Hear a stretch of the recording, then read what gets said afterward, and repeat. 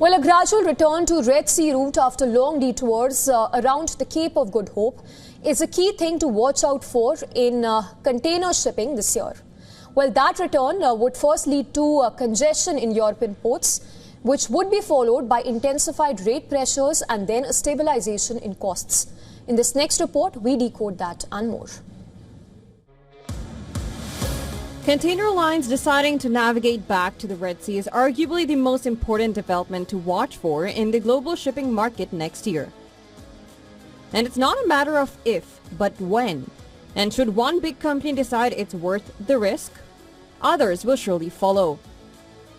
The Suez Canal has been a vital link for modern east-west trade for decades, handling over 15% of global goods trade, and up to twice that share of global container traffic, particularly consumer goods. Detouring around the Cape of Good Hope has been a common practice for most container vessels for nearly 2 years. The change came after Houthi attacks in the Red Sea region that began in late 2023. Now, this unprecedented avoidance has now lasted far longer than expected. That triggered a rebound in container rates and liner profit margins after their sharp decline from elevated pandemic levels in 2023. Resuming Red Sea transit saves more than 3,000 nautical miles and roughly 10 days of sailing on the Asia Northwest Europe route.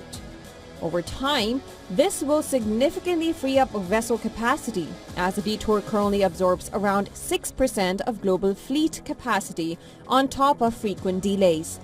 That's why a return will make waves, just as the massive diversion initially did.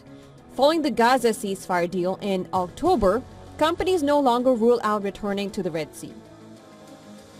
Shipping firms have indicated their intention to do so as soon as conditions allow, but the latest data shows Red Sea shipping has yet to recover.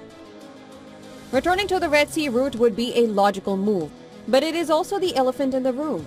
Efficiency in customer supply chains will eventually benefit from the reopening passage, and so will fuel consumption and greenhouse emissions that peaked due to the extra miles. But a return to the previous norm will first come with new disruption. Vessels arriving earlier than expected could trigger port congestion. They may once again clog container terminals and cause delays for ships and empty containers across supply chains. Container liners might blank sailings to mitigate this effect, but overall freight rates could rise, especially if this shift coincides with the Chinese New Year. Business Bureau Report, WION World is One.